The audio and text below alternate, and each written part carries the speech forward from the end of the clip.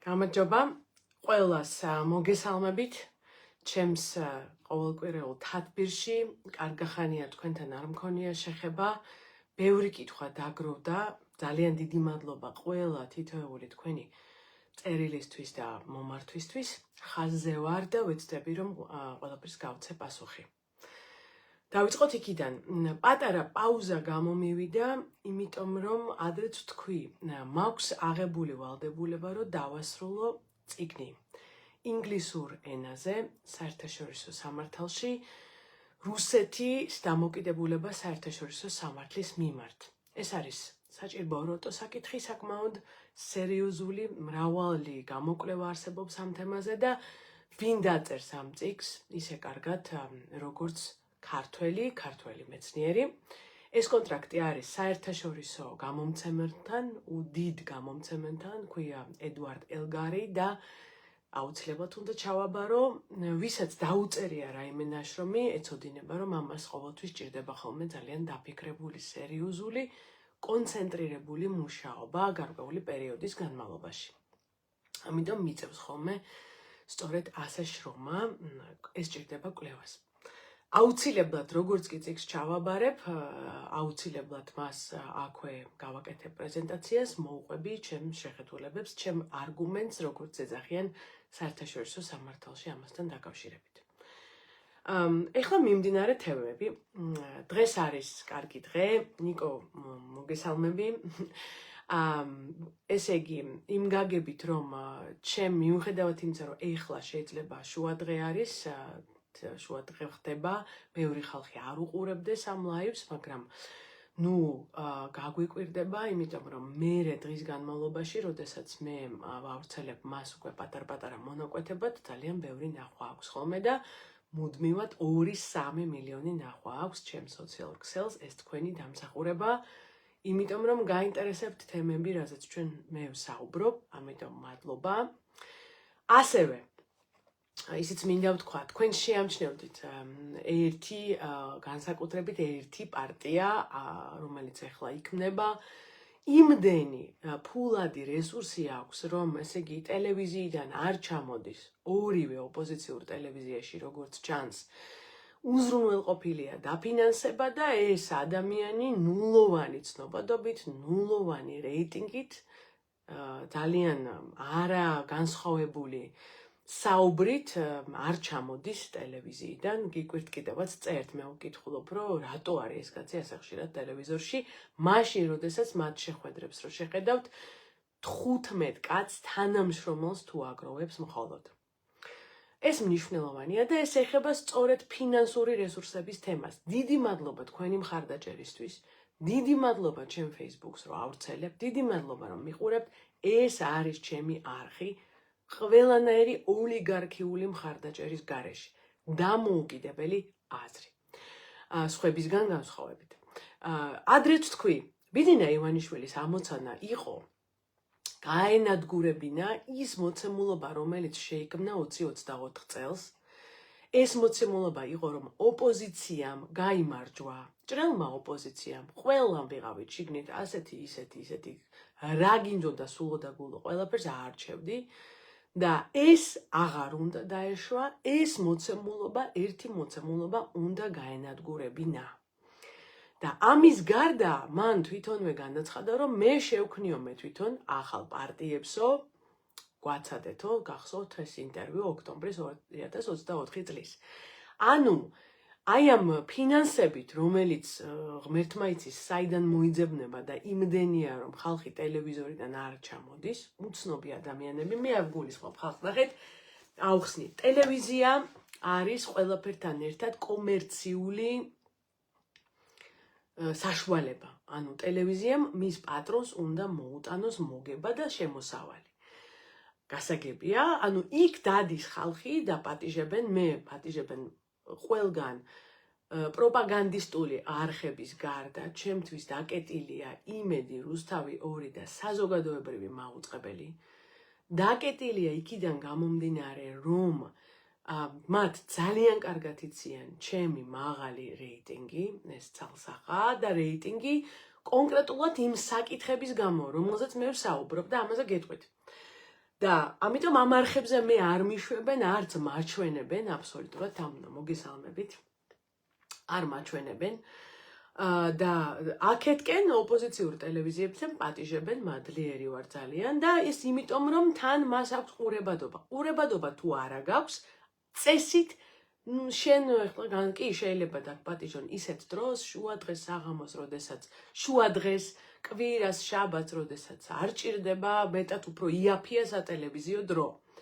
მაგრამ მაინც როდესაც რეიტინგი გაქვს, პატიჟებენ. ანუ ძალიან მნიშვნელოვანია რომ ვინც არის უცნობი, ხალხი არ იცნობს და დიდადაც ქარიზმაც ეხლა არა აქვს, ხო, ეს ძალიან კარგად ჩანს. მას რომ აქვს განუსაზღვრელი ეთერი უნდა დაისვას კითხვა რატომ. ხშირად რა თქმა უნდა ეს არის დაფინანსებით უზრუნველყოფილი ადამიანი დღის ტელევიზორში და ახლა ისმის კითხვა. ამხელა დაფინანსება დღევანდელ პირობებში, როდესაც ძალიან რთული წნეხი არის მოქალაქეებზე, ვის შეიძლება კონდეს გაუმჭირვალი დაფინანსება. ეხლა გავიხსენოთ ახალი ამბავი, რომელიც ეხლახანს მოხდა. ძალიან სამწუხარო ამბავი, რაზეც პასუხი ჩვენ დღემდეც არ აგვაქვს. თამუნა, დიდი მადლობა. არ აგვაქვს დღემდე პასუხი. რა მოხდა წინა არჩევნების დროს? საიდან მოვიდა 40 მილიონი, რომელიც საქართველოს ბანკის მფლობელის ძმამ, ნიკა გილაურმა, ყოფილმა პრემიერმა, სააკაშვილის პრემიერმა, საიდანღაც გააჩინა. შეწირა კონკრეტულად ნიკა გვარამიას. მაგრამ თვითონ კი არ შეწირა, სხვა ხალხის სახელით შეწირა. ჩაიხედეთ მათ მონაცემებში და ნახავთ. ანუ ხალხნო, ყველა შემოწირულ 5 ლარზე მე ვაგზავნი შეტყობინებას აუდიტის სამსახურში. ეს არის ჩვენი დამახრჩობელი კანონი, რომლის ამოცანა არის, რომ დაახრჩოს პარტიები. და 2024-ში შესაძლებელი გახდა, რომ ერთმა ადამიანმა თქვა, რომ მე ფულს წირავდიო. პარტიასო და სინამდვილეში ოფიციალურ შემოწირულობებში სულ სხვა ხალხია. ისმის კითხვა, ანუ ამ ხალხმა ჩაიდინა დანაშაული. თვითონაც გილაურმა ჩაიდინა დანაშაული, ანუ თვითონ არ წირავდა და წირავდა სხვების მეშვეობით, თვითონ თქვა და ასევე თვითონ პარტიის წევრებმაც დაადასტურეს და ეს ყველაფერი ამაზე არაფერი არ თქვა ივანიშვილმა და ირაკლი კობახიძემ. წარმოგიდგენიათ? ხო. რა არის აქ ჩემი აზრით ახსნა? ახსნა იმაში მდგომარეობს, რომ ამოცანა იყო შეექმნათ, გამოეყოთ ცალკე ხუთიანისგან ნაციონალური მოძრაობისგან ერთი ჯგუფი, რომელიც ადრეც ასე გააკეთეს, ცალკე მართული ოპოზიცია და დიდი ალბათობით ეს ყველაფერი შეთანხმებული იყო სალომე ზურაბიშვილთან. რატომ გულისხმობ ამას და რატომ მგონია ეს? იმიტომ რომ გუშინაც გამოვიდა გვარამიას პარტიიდან გამოვიდა ერთი წარმომადგენელი და თქვა, რომ მე მივესალმებიო სალომე ზურაბიშვილი თუ იქნება ჩვენთან ერთადო და უცხოეთში რომ დადისო, ის რეკლამას უწევსო, ინფორმაციას ავრცელებს ალიანსის შესახებო. აი, დღეს შედით საინფორმაციო საშუალებებში და ნახეთ. ანუ რას ნიშნავს? ყოფილი პრეზიდენტი, სხვათა შორის ადამიანი, რომელმაც ციხიდან გამოუშვა შეიწყალა ნიკა გვარამია.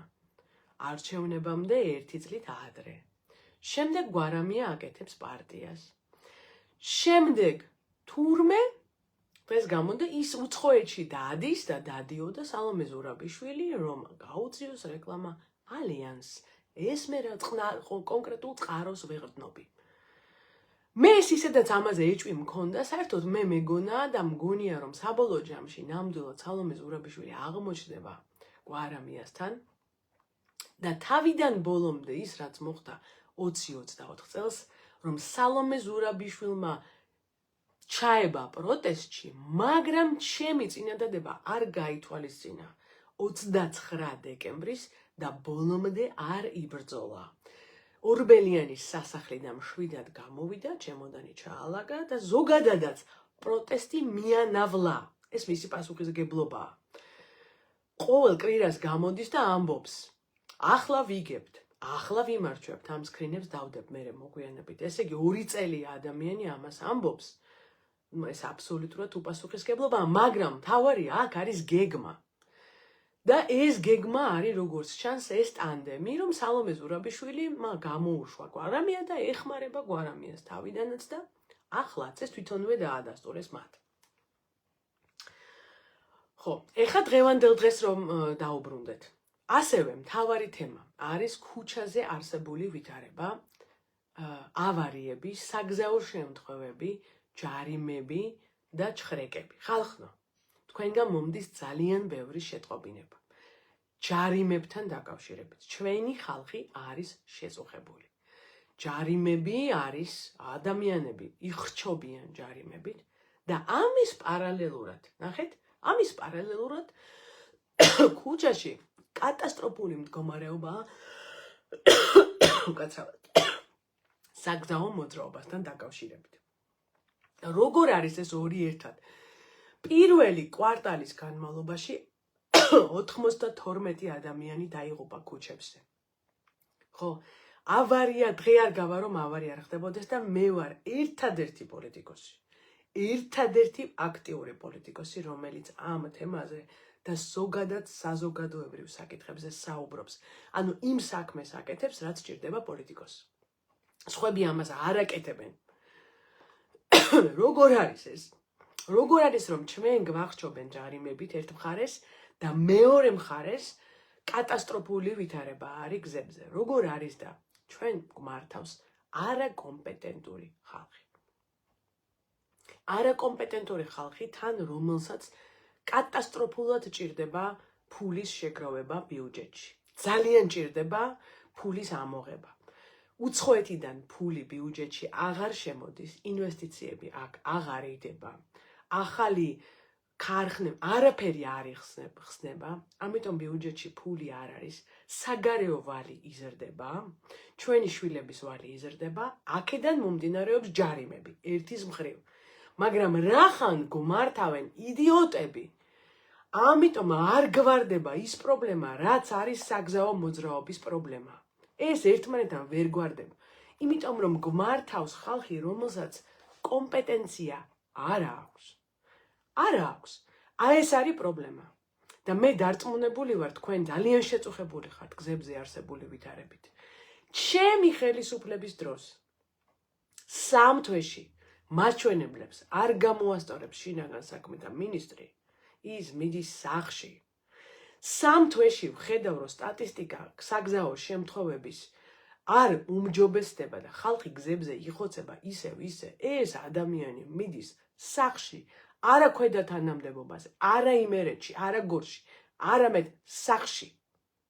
ეს არის სწორი დამოკიდებულება. და პირველად და ერთადერთი ადამიანი ვარ, ვინც ვამბობ ამას. მადლობა დავით ზაქაიძე, დიდი მადლობა, ზუსტად ესეა. გზებზე ვითარება ამას წინ ბათუმში ვიყავი, მატარებლით ვიმგზავრე და ადამიანი მეუნება ირლანდიელი ტურისტი მეჭდა გვერდზე და ის მეუნება. ეს აქ არაც ხდებაო, ეს არის წარმოუდგენელი. ინდოეთზე უარესი არის. და ინდოეთი მიჩნეულია ერთ-ერთ ყველაზე საშინელს ქვეყანად, სადაც ტარების მხრივ. შემდეგი. ეს არის პოლიციის საკითხი და პოლიციის ძალადობა. ნახეთ, როდესაც მე ვამბობ, რომ ის რაც ჩვენ ნახეთ გორში, ის რა კადრებიც ჩვენ ნახეთ TV პირველში, ეს ყველაფერი არის სისტემური და მეკითხებიან ანა რას გულისხმობ რომ სისტემურობაზე. ახლავე აგეხსნით. ეს ნიშნავს რომ ერთი ნახეთ არა სისტემური არის შემდეგი. პოლიციელი ქუჩაში არის, მას გაბრაზდა, გაცეცხლდა და ამ ნიადაგზე წყობიდან გამოვიდა და ადამიანი ცემა. არ შეიძლება, უკანონოა, მაგრამ ეს არის ერთი შემთხვევა. ეს არის შემთხვევები, როგორიც ხდება დასავლეთშიც კი არა და ყველგან. მე ამაზე ნამუშევარი მაქვს, წიგნიც მაქვს დაწერილი ინგლისელ პოლიციელებთან ერთად. ეს არის, ამას ყველგან ებრძვიან ინდივიდუალურ შემთხვევებს. მაგრამ ჩვენთან რაც ხდება, ეს არის სისტემური და ამის ერთი დადასტურება მაქვს. ეს სისტემურობა მომდინარეობს სააკაშვილის დროიდან. ახლა არ შექმნილა, იმიტომ რომ მეთოდი, რითაც ეს ხდებოდა მაშინ, მეორდება ახლაც. რა მეთოდია? თუ დააკვირდებით თქვენ ვიდეო კადრებს, თქვენ დაინახავთ, რომ ორივე ვიდეოში ერთის მხრივ რაც გავრცელდა ტელევიზიაში, ასევე რაც გავრცელდა გორში, წამების კადრებს იღებენ კამერით. იღებენ, ანუ ერთ-ერთ პოლიციელს დავალებული აქვს, რომ გარდა იმისა, რომ ცემა მიმდინარეობს, ეს ყველაფერი კამერით გადაიღოს, აღბეჭდოს და შეინახოს. ხშირად ამას არა მარტო იმისთვის იყენებენ, რომ გაავრცელონ კადრები და არამედ და დააშინო ხალხი, არა მეგობრებო. ეს კეთდება იმისთვის, რომ წამებაში თვითონ მონაწილე ადამიანი მე არ გატყდეს. არ მოუნდეს რაღაცის მოყოლა, მას მეუნებიან. აბატონო ეხლა, რასაც დაგავალებთ, იმას გააკეთებ. ხვდებით? ამისთვის კეთდება ეს, რომ ყველაფერი ცუდი დავალება მე ზევიდან კიდე საბუთდება, ინახება, რომ ეს ხალხი მე სამუდამოდ ყავდეთ ყულფ დაჭერილი. ყულფით დაჭერილი.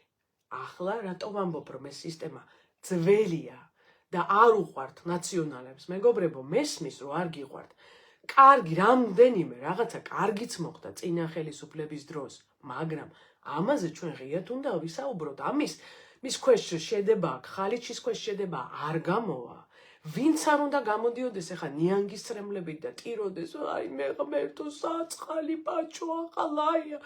მეგობრებო, ეს არ გამოვა, იმიტომ რომ ეს სისტემა სწორედ შეიქმნა მაშინ და ამ სისტემას მოკიდა ხელი ბიძინა ივანიშვილმა და ზუსტად ისე გადაიბარა. რატო უნდა დავშალო?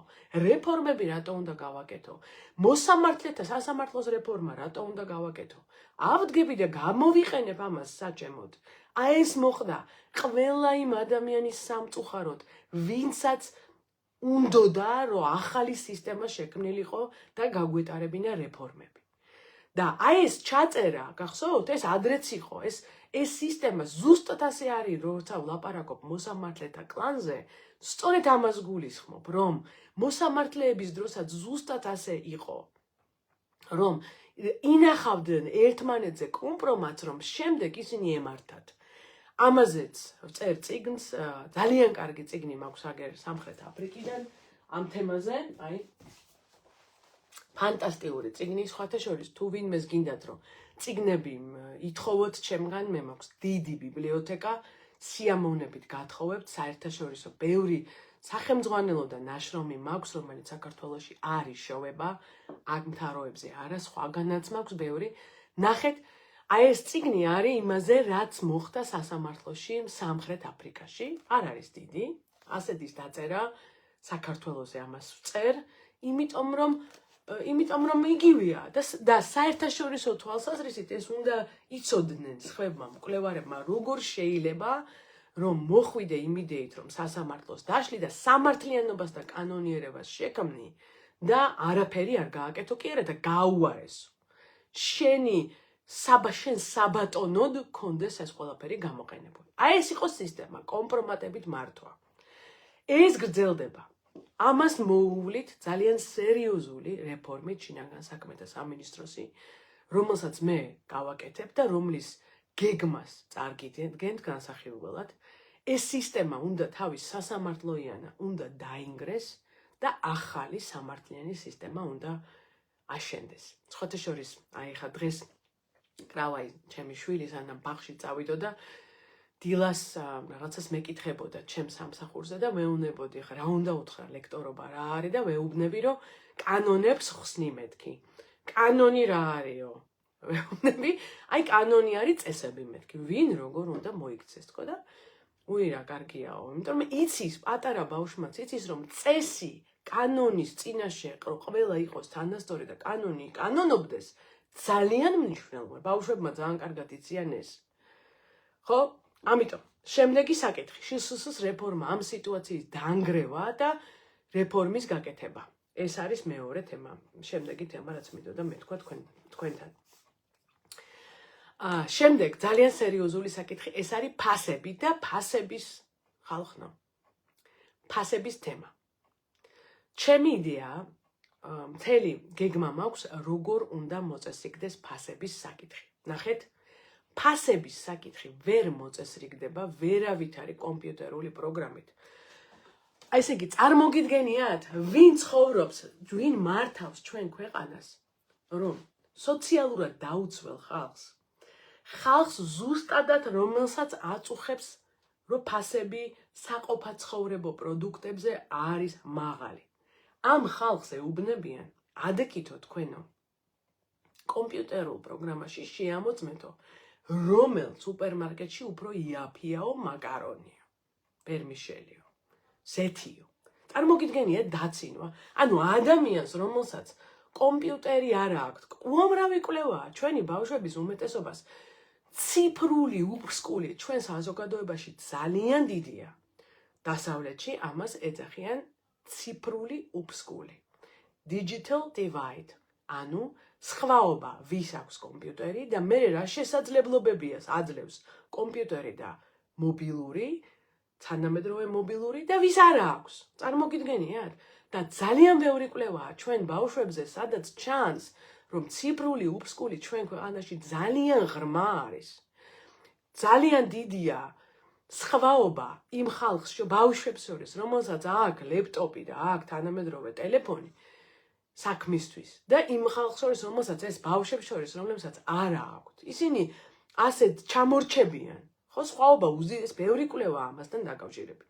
და ჩვენი ხელისუფლება ამ ხალხს ეუბნება, რომ დაჯექითო თქვენო და კომპიუტერში გაარკვიეთო ზეთი სად უფრო ძვირიო. წარმოგიდგენია? ქვეყანაში, სადაც უმეტესობას არ აქვს Google-ის რუქა. ელემენტ არ აქვს. ეხლა ნახეთ.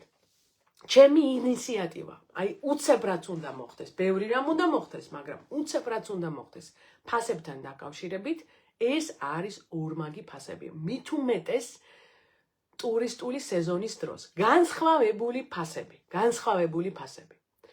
საქართველოს მოქალაქეებისთვის ერთი ფასი, უცხოელებისთვის მეორე ფასი.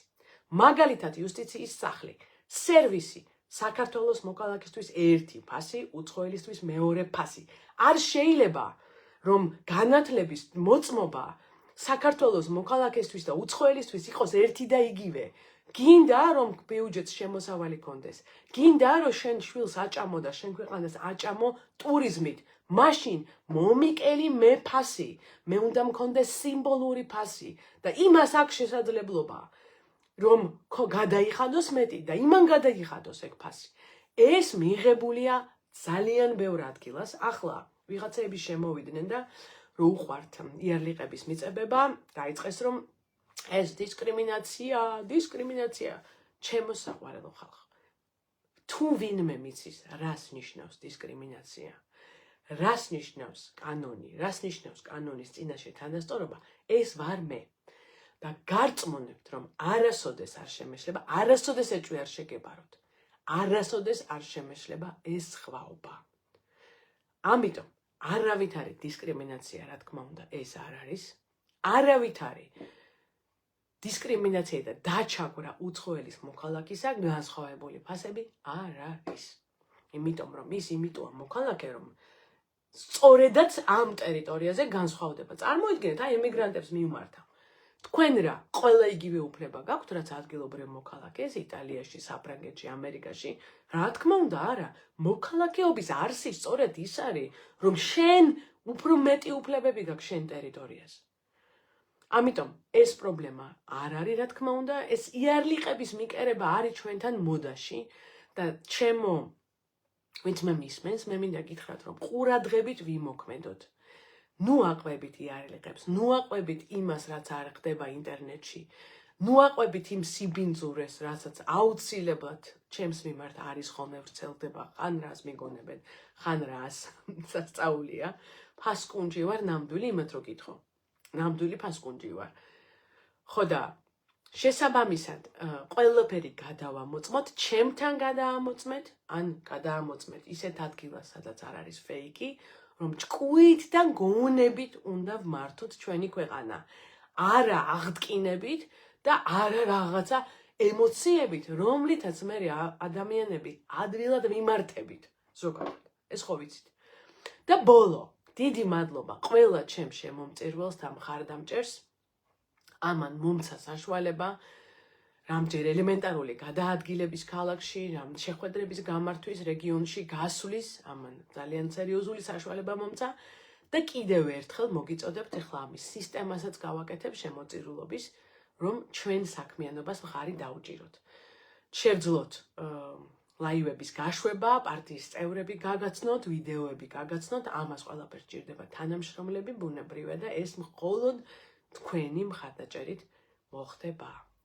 დროებით თუ რაიმე საჭირო როტო არის, აგერავარ და მოიწერეთ. ნახვამდის, კარგად იყავით.